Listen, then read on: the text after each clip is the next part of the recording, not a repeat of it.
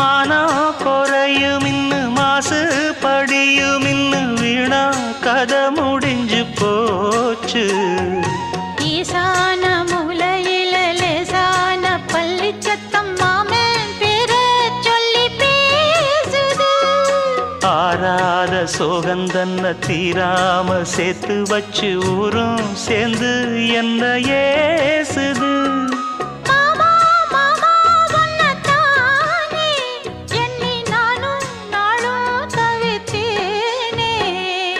கூண்டுக்குள்ள என்ன வச்சு கூடி நின்ன ஊற விட்டு கூண்டுக்குள்ள போனதென்ன கோலக்கிளியே.